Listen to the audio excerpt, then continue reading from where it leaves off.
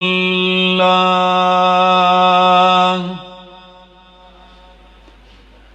الحمد للہ رب العالمین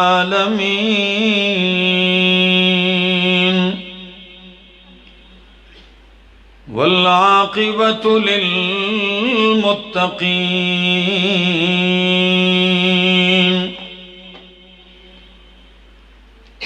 والصلاة والسلام على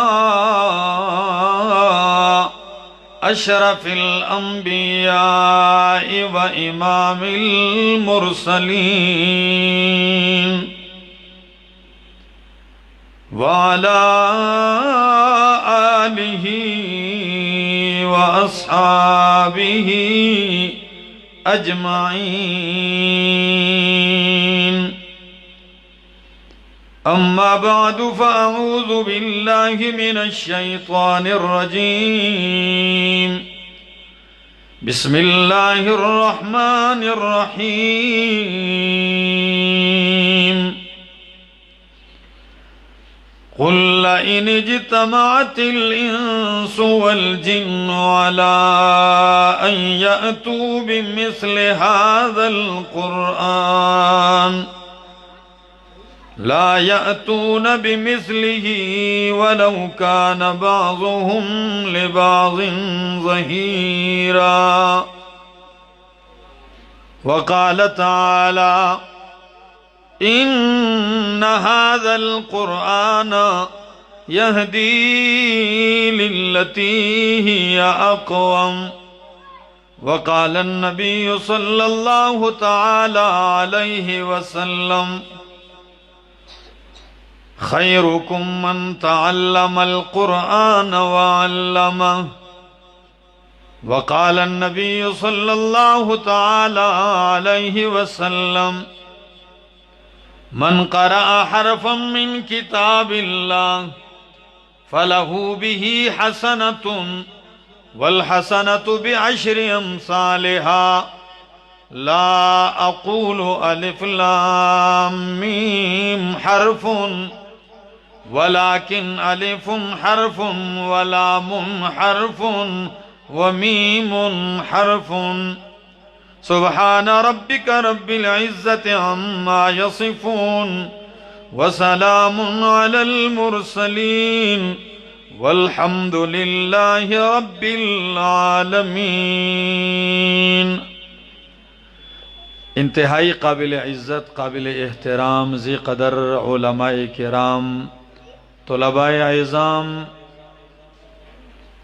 اور ضلع ایبٹ آباد کے اس خوبصورت علاقے جبڑیاں اور گرد و نواح سے آئے ہوئے میرے معزز مکرم دوستو، السلام علیکم۔ ایک خوبصورت مجلس ہے۔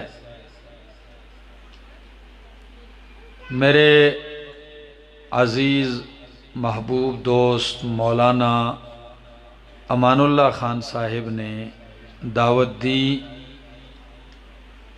اور آج حاضری کا موقع نصیب ہوا۔ یقیناً یہ بڑی خوشی کی بات ہے کہ مولانا صاحب کے بیٹے مولانا ثناء اللہ صاحب باپ کی نگرانی میں علم حاصل کیا اور پھر موجودگی میں درس قرآن شروع کیا، اور آج اس درس قرآن اور تفسیر قرآن کی تکمیل تھی۔ جس خوشی میں آج ہم اور آپ اکٹھے ہیں، جمع ہیں، انہوں نے اس مجلس کو عنوان دیا عظمت قرآن۔ یقیناً دوستو کہ کسی کلام اور گفتگو میں وزن اور قوت اتنی ہی زیادہ ہوتی ہے جتنا بات کرنے والا اونچا ہوتا ہے۔ قرآن کریم کی عظمت کے لیے کیا یہ تھوڑا ہے کہ یہ میرے رب کا کلام ہے، اللہ کا کلام ہے، اور کلام الملوک ملوک الکلام، بادشاہ کا کلام کلاموں کا بادشاہ ہوتا ہے. جتنی بولیاں ہیں، جتنے گفتگو ہیں، جتنے کلام ہیں، سب کا بادشاہ کیا ہے؟ قرآن مقدس. قرآن مقدس وہ درس انقلاب ہے جس نے روئے زمین کے اوپر ایک ایسا انقلاب برپا کیا ہے، اصلاح عالم کا، امن عالم کا، کہ جس کی مثال نہیں ملتی. جب ایسا تباہ حال معاشرہ سامنے، عقیدہ تباہ ہے، اعمال تباہ ہیں، اخلاق تباہ ہیں، حقوق پامال ہو رہے ہیں، باپ بیٹی کو زندہ درگور کرتا ہے، تو جو آپ اپنی بیٹی کو بندہ زندہ درگور کرنے کے لیے تیار ہو تو بلا کسی اور کا حق وہ کب مانتا ہوگا؟ لیکن اللہ نے فرمایا کہ ان کی اصلاح قرآن کے ذریعے ہوگی، اور کرے گا بھی میرا پاک پیغمبر صلی اللہ علیہ وسلم. آغاز ہی میں آپ سے فرما دیا گیا، اقرأ بسم ربک الذی خلق، اقرأ بسم ربک الذی خلق. پڑھ میرے پاک پیغمبر اپنے رب کے نام سے، الذی خلق، اللہ جس نے پیدا کیا ہے اسی کے نام سے پڑھ. نبی کریم صلی اللہ علیہ وسلم فرماتے ہیں، میں نے جبریل سے کہا ما انا بقارئ لست بقارئ، میں قاری نہیں، میں پڑھنے والا نہیں. جبریل نے پکڑا، فغتنی جبریل، دبایا سینے سے، اتنا دبایا حتی بلغ منی الجہد، پسلیوں تک زور گیا. ثم ارسلنی، پھر چھوڑا مجھے، فرمایا اقرا. میں نے پھر وہی جواب دہرایا، دوبارہ پھر دبایا، 3 دفعہ سینے سے لگایا، اور پھر قرآن کی یہ آیتیں حوالے کی ہیں. اللہ کے پاک پیغمبر گھر تشریف لاتے ہیں، پریشانی کے عالم میں، کپ کپی ہے وجود پہ. فرمایا زملونی دسرونی، مجھے کمبل اوڑھیے، چادر اوڑھیے. ام المومنین خدیجۃ الکبریٰ رضی اللہ تعالی عنہا آپ پہ چادر ڈالتی ہیں. اللہ کے پاک پیغمبر فرماتے ہیں انی خشیت علی نفسی، مجھے اپنی جان کا خطرہ ہے، قربان جاؤں. جب یہ الفاظ کہیں، بیوی، وفادار بیوی، جرت مند بیوی، سمجھدار بیوی، کیا کہنے لگی خدیجۃ الکبریٰ؟ کہنے لگی کلا واللہ، کلا ہرگز نہیں، اللہ کی قسم ہے، لا یخزیک اللہ ابدا، اللہ آپ کو کبھی رسوا نہیں ہونے دے گا، اللہ آپ کو ضائع نہیں کرے گا. کیوں؟ انکا لتصل الرحم وتکسب المعدوم وتصدق الحدیث وتقر الضیف وتعین علی نوائب الحق. عجیب الفاظ ہیں یہ بیوی کی زبان سے دوستو. انکا لتصل الرحم، آپ تو رشتے جوڑنے والے ہیں، آپ رشتے ناتے جوڑنے والے ہیں، آپ کی تو یہ صفت ہے. وَتَقْسِبُ الْمَعْدُومِ، آپ تو کما کما کے خود بھوکے رہتے ہیں لیکن دوسروں کو کھلانے والے ہیں، ان کی ضروریات میں خرچ کرنے والے ہیں. آپ تو ایسے انسان ہیں، تصدق الحدیث، آپ تو سچے ہیں، زبان کے سچے ہیں، دل کے نرم مزاج ہیں. اور فرمایا وَتُعِينُ عَلَى نَوَائِبِ الْحَقِّ، آپ تو حق کی جتنی بھی باتیں ہیں آپ تو اس میں معاونت کرنے والے ہیں، اور اس کی جتنی بھی تکلیفیں ہیں آپ اسے برداشت کرنے والے ہیں، اور ان صفات والے بندے کو اللہ ضائع نہیں کرتے۔ اللہ اکبر۔ ام المومنین نبی کریم سے کہنے لگی آئیے میرا چچا زاد ہے ورقہ بن نوفل، ان کے پاس لے گئی۔ یہ تورات انجیل لکھنے والا تھا، بہت بوڑھا تھا، بڑی کافی عمر تھی۔ نبی علیہ السلام پہنچے تو ورقہ بن نوفل نظر بھی کم ہے، پلکیں نیچے آ کر آنکھوں پہ آ چکی ہیں۔ کہنے لگا بھتیجے کیا مسئلہ ہے آپ کے ساتھ؟ نبی علیہ السلام نے غار کا واقعہ سارا سنایا تو پتہ ہے کیا کہنے لگا؟ ھذا الناموس الذی، یہ تو وہی فرشتہ ہے جو موسیٰ علیہ السلام کے پاس آیا کرتا تھا، آپ تو نبی ہیں، یہ تو وحی الہی آپ پہ آ چکی ہے۔ پھر آپ کو تسلی دیتے ہوئے کیا کہنے لگا؟ کہنے لگا کاش کہ میں اس وقت بھی زندہ ہوں کہ جب آپ کو آپ کی قوم نکالے گی، اگر میں اس وقت زندہ ہوا تو میں آپ کا تعاون کروں گا، ساتھ دوں گا۔ نبی کریم نے پوچھا آوا مخرجیہم، کیا میری قوم مجھے نکالے گی؟ یہ کس کے گمان میں تھا؟ وہ تو سارے صادق اور امین کہتے ہیں کیا میری قوم مجھے نکالے گی؟ پتہ ہے کیا کہنے لگا ورقہ؟ کہنے لگا آپ جو پیغام سنائیں گے یہ پیغام جس نے بھی سنایا الا عدی بہ، اس کے ساتھ عداوت کی گئی، اس کے ساتھ دشمنی کی گئی۔ آپ گھر تشریف لاتے ہیں، قرآن اترتا ہے، دو صورتوں میں آپ کو خطاب کیا جاتا ہے، یا ایھا المزمل قم اللیل الا قلیلا،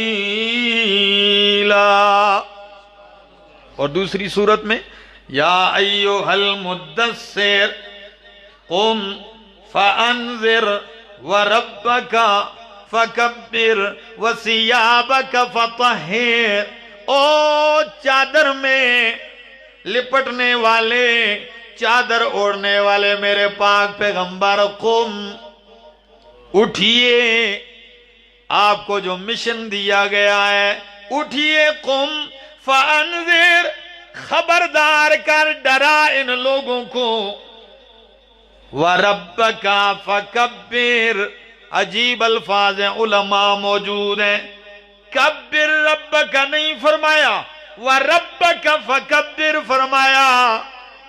تقدیم ما کان حقہ التاخیر یفید الحصر والاختصاص، اللہ اکبر، وَرَبَّكَ فَكَبِّرْ، یہ اشارہ ہے میرا پاک پیغمبر کوئی لات منات عزا و حبل کی بڑائیاں بول رہا ہے، کوئی نائلہ و اصحاب کی بڑائیاں بیان کرتا ہے، کوئی جو ہے ود سوا یغوث یعوق و نصر کی بڑائیاں بیان کرتا ہے۔ کعبۃ اللہ 360 بتوں سے بھرا ہے، ان کی بڑائیاں بیان کرنے والے تو موجود ہیں۔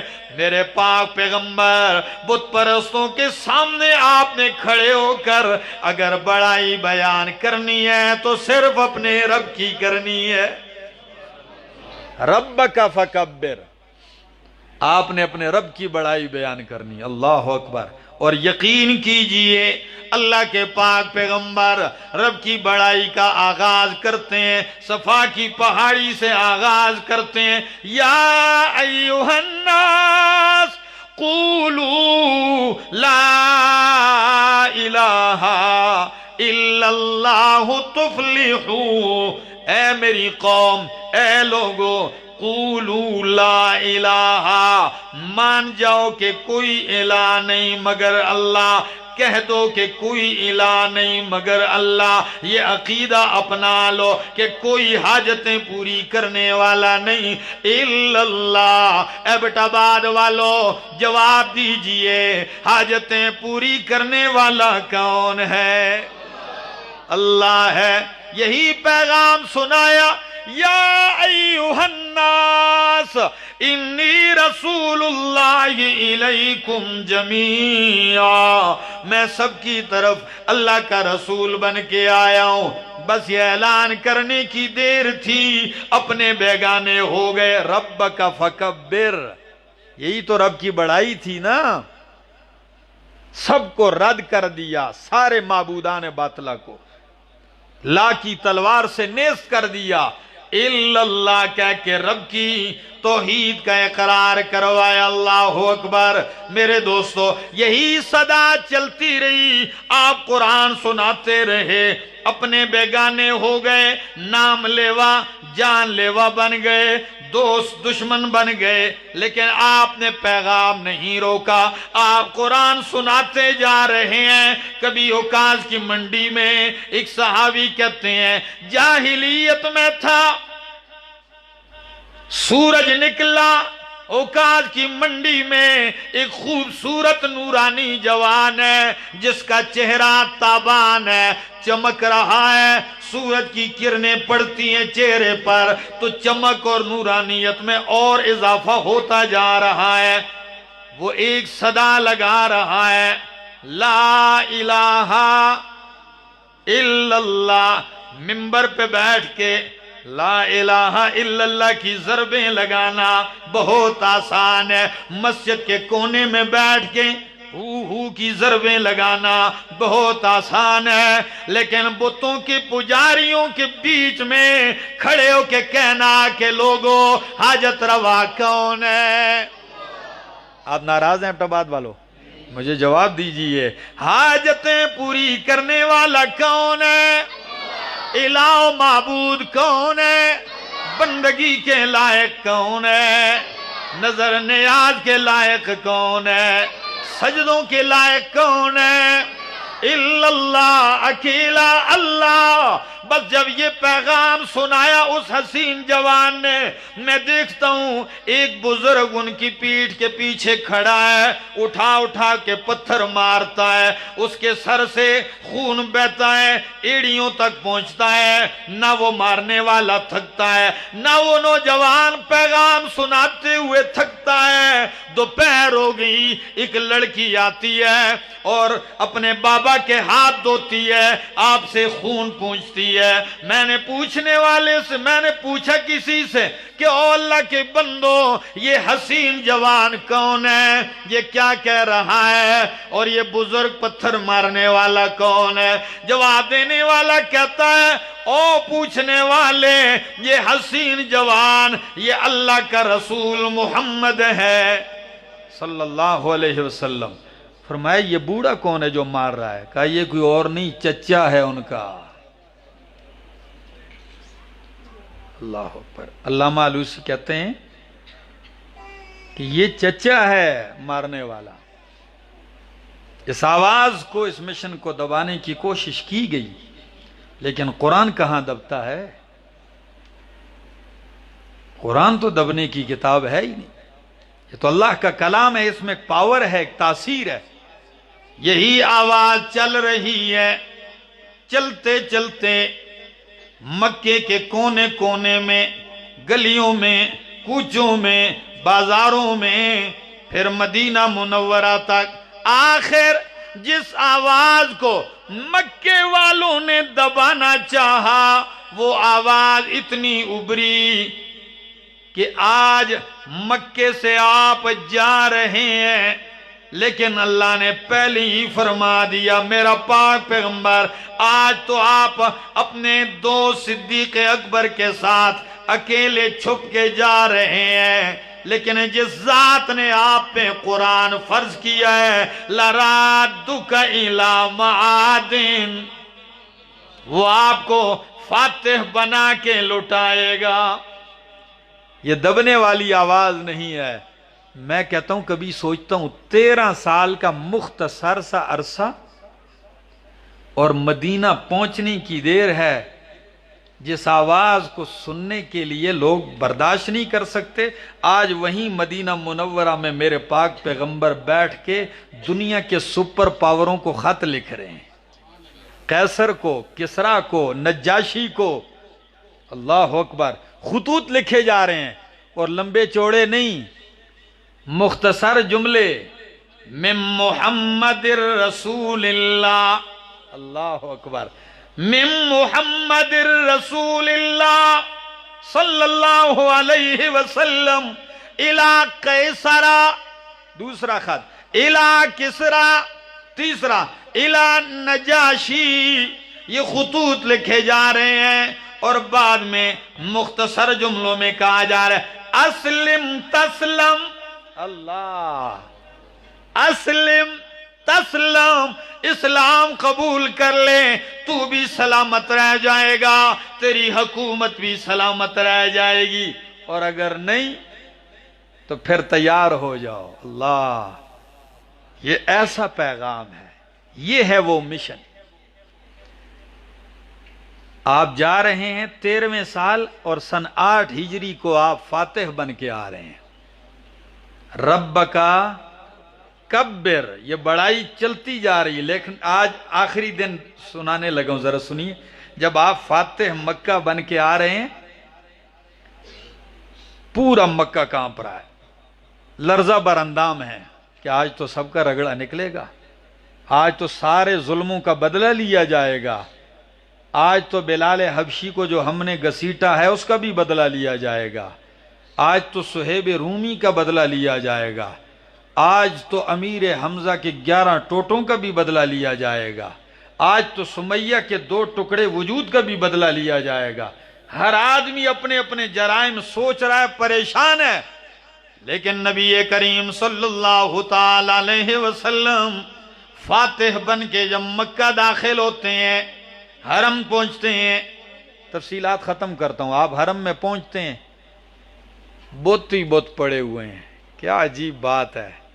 آپ کے ہاتھ میں لاٹھی ہے اور ایک ایک لاٹھی کو یوں پکڑ کے نا، لاٹھی سے ایک ایک بت کو جب مارتے ہیں اور زبان پہ قل جاء الحق وزہق الباطل ان الباطل کان زہوقا، یہ پڑھتے جا رہے ہیں. بت گرتا ہے، ٹکڑے ٹکڑے ہو کے نیچے منہ کے بل گرتا ہے. سارے گرا دیے. کعبہ کا دروازہ اب تالا لگا ہوا ہے.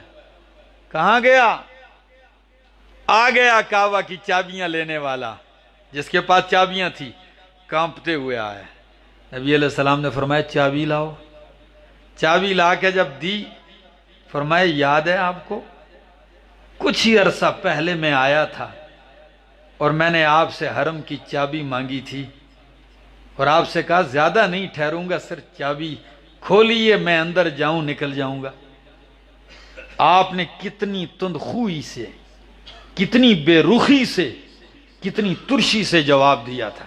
کہنے لگا جی دیا تھا، کہنے لگا جی دیا تھا.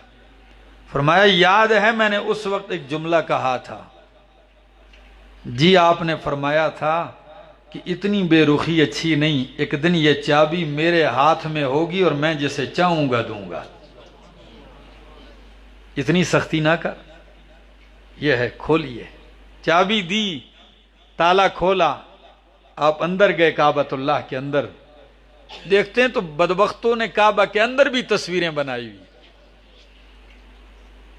نبی علیہ السلام نے ان کو مٹایا، صفایا کیا، سارا حرم برا ہے. آپ کعبے کے دروازوں میں کھڑے ہو گئے، چوکاٹھ کے اندر ایسے کھڑے ہو گئے، دروازے دونوں ہاتھ پکڑ کے. فرمایا اے لوگوں کیا خیال ہے، کیا ہونے والا ہے آپ کے ساتھ؟ تو کوئی بول نہیں رہا ہے. فرمایا بتاؤ کیا فیصلہ ہونے والا ہے؟ تو ایک نے آواز دے کے کہا کہ انت اخ کریم و ابن اخ کریم، آپ عزت دار ہیں، آپ کے والد بھی عزت دار تھے. فرمایا اور بولیے. ایک اور کہنے لگا، چیخ کے کہنے لگا تاللہ لقد آثرک اللہ علینا، ہم نے تو آپ کو رسوا کرنا چاہا لیکن ہم خود رسوا ہو گئے، آپ عزت دار ہو گئے. فرمایا یہ تو وہی جملے آپ نے کہہ دیے جو برادران یوسف نے کہے تھے یوسف علیہ السلام کو تخت پہ بیٹھا ہوا دیکھ کر، لہذا چلو کیا یاد رکھو گے؟ جو برادران یوسف کے جملے تم نے کہے تو یوسف علیہ السلام کا جملہ میں کہہ دیتا ہوں، وہ کیا؟ لا تثریب علیکم اليوم، جاؤ میں نے معاف کر دیا، سب کو معاف کر دیا، اذهبوا انتم الطلقاء، جاؤ آزاد ہو۔ بس کیا معافی کا اعلان تھا، کلمے کی آواز بلند ہو رہی ہے، وَرَأَيْتَ النَّاسَ يَدْخُلُونَ فِي دِينِ اللَّهِ أَفْوَاجًا، لوگ کلمے پڑھتے جا رہے ہیں۔ نماز ظہر کا وقت ہونے والا ہے، ہر آدمی آ کے جی یا رسول اللہ اذان کا وقت ہو گیا، اذان کا وقت ہو گیا۔ نبی علیہ السلام نے یوں نظر دوڑا کے فرمایا بلال کہاں ہے؟ اے نا بلال؟ بلال صفیں چیرتے ہوئے آ گیا، جی یا رسول اللہ فرمائیے، مؤذن رسول تھے نا؟ جی اذان دیجئے۔ جی اللہ کے حبیب صلی اللہ علیہ وسلم مدینہ میں تو ایک خاص جگہ میں کھڑے ہو کے اذان دیتا تھا، یہاں کہاں اذان دوں؟ فرمایا آج وہاں دے کہ ساری کائنات آج نیچے ہے اور بلال تو کعبہ کی چھت پہ چڑھ جا۔ کتنی خوشی ہوگی، بلال چڑھتے ہیں جب اوپر، سارے عرب، عجم، قریشی، ہاشمی سارے نیچے ہیں، سرداران قریش، اور بلال چڑھتے ہیں۔ کتنی خوشی ہوگی کہ یہ تو وہی جگہ ہے جہاں مجھے گھسیٹا گیا، مارا گیا، پیٹا گیا، یہاں احد کی آواز کو دبانا چاہا لیکن دبی نہیں۔ ربک فکبر، بلال اٹھتے ہیں، اللہ اکبر، اللہ اکبر، اللہ، کیا مزہ آیا ہوگا۔ لگائی یہ صدا، آپ نے آواز لگائی۔ میرے دوستو، یہ پیغام یوں چلا اور ایک ایسا معاشرہ تشکیل دیا گیا جو ساری کائنات کے لیے قیامت تک کے لیے ماڈل بنا دیا گیا، معیار حق بنا دیا گیا۔ میرے دوستو، آج ہمارے اوپر افسوس مجھے آتا ہے اپنے اوپر کہ ہم نے قرآن کریم کو یا صرف تلاوت کرتے ہیں یا چومتے ہیں، ٹھیک ہے، یا آنکھوں سے لگا دیتے ہیں، یا کسی کو زیادہ محبت قرآن سے ہو تو قرآن کے لیے بازار سے غلاف خرید کے آ جاتا ہے، چلو جی میرا کام ہو جائے تو میں 10 غلاف بنا کے قرآن کے لیے وقف کر دوں گا۔ میرا دوست، قرآن آپ کے غلافوں کا محتاج نہیں ہے، یہ بند کرنے کی کتاب نہیں، یہ کھولنے کی کتاب ہے۔ آئیے سیکھیے، جو علماء قرآن کریم کے دروس دیتے ہیں ان کے دروس میں بیٹھیے۔ دروس قرآن یہ واحد حل ہے فرقہ واریت سے پاک معاشرہ۔ قرآن کریم کے دروس عام کیجئے۔ اور میں خراج تحسین پیش کرتا ہوں مولانا امان اللہ خان صاحب کے فرزند ارجمند مولانا ثناء اللہ صاحب کو کہ جنہوں نے اس جوانی میں قرآن کریم کا درس دیا ہے۔ کیوں درس نہ دیتے؟ آپ کو پتہ ہے قرآن پڑھا کہاں ہے؟ قرآن پڑھا بھی ہے دارالقرآن پنجپیر میں، خاصیت ہے وہاں، 30-40 ہزار طلباء رمضان میں وہاں آتے ہیں۔ کام یہ ہے کہ بھائی آؤ قرآن سیکھو اور اپنے علاقے میں جا کے قرآن سکھاؤ۔ بس ہمارا ایک ہی اعلان ہے، ایبٹ آباد والوں سن لیجئے، قرآن مانیے، قرآن سیکھیے، قرآن سکھائیے، قرآن پڑھیے، قرآن پہ عمل کیجئے، قرآن پھیلائیے۔ ساتھ دیں گے اس مشن میں؟ اللہ ہم سب کو عمل کرنے کی توفیق عطا فرمائے۔ آخر دعوانا ان الحمدللہ رب العالمین۔ میں ایسے بولتا نہیں، جی میرا چاہتا تھا کہ میں تفصیل سے گفتگو کرتا، لیکن میں مسلسل پروگرام، تو ابھی جمعہ پڑھا کے آئے ہوں 1 گھنٹہ بیان، اس سے پہلے دن 3 بیان باجوڑ کے اندر 1 دن میں کیے، اس سے پہلے سوات میں، کل پھر غازی میں پروگرام ہے، پرسوں پھر پروگرام ہے، تو ہر وقت بس ایک ہی مشن لیے چلتے ہیں۔ انسان ہے، تھکتا ہے، سینہ گلا بھی ساتھ نہیں دیتا، لیکن بس دعا کریں کہ اللہ ہمیں اپنی کتاب کے ساتھ، نبی کے سنت کے ساتھ جوڑے رکھے، اللہ اس عظیم نعمت سے ہمیں محروم نہ کرے۔ یہ اس کی کرم نوازی ہے کہ کروڑوں بندوں میں اس مالک نے کسی کے ہاتھوں میں لوہا تھما دیا، لکڑی تھما دی ہے، پیتل، تانبا، سونا، چاندی، آٹا، گارا، مٹی، پتھر تھما دیے۔ قرآن کے خادموں، تمہارے ہاتھوں میں اس نے اپنا قرآن تھما دیا ہے، اپنی کتاب آپ کو اپنے ہاتھوں میں دے دیا، آپ کے ہاتھوں میں۔ سنیے، یہ اس کی آپ کے اوپر کرم نوازی ہے اللہ کی، اس سے بڑھ کر کوئی نعمت نہیں، اس سے بڑھ کر کوئی دولت نہیں ہے جو دولت اللہ نے ہمیں نصیب کی ہے۔ اگر کسی قرآن کے خادم کو دعا کا موقع بھی نہیں ملتا تو میں کہتا ہوں اس کو دعا کی ضرورت بھی نہیں ہے۔ وجہ کیا ہے؟ اللہ کے پاک پیغمبر صلی اللہ علیہ وسلم نے فرمایا ان اللہ وملائکتہ واہل السماوات والارض حتی الحیطان فی جو الماء، فرمایا حتی النمل فی حجرہا، فرمایا اللہ، فرشتے، آسمانوں والے، زمین والے، حتیٰ کہ کیڑے مکوڑے، چونٹیاں بلوں کے اندر، مچھلیاں سمندر کی تہ کے اندر اس شخص کے لیے دعائے مغفرت کرتے ہیں جو لوگوں کو خیر کی تعلیم دیتا ہے۔ یہ سارے اللہ ان کے لیے لگا دیتے ہیں۔ صحیح بخاری کی حدیث میں نے یہ پڑھی۔ دوستو، اللہ ہم سب کو عمل کی توفیق عطا فرمائے۔ آخر دعوانا ان الحمدللہ رب العالمین۔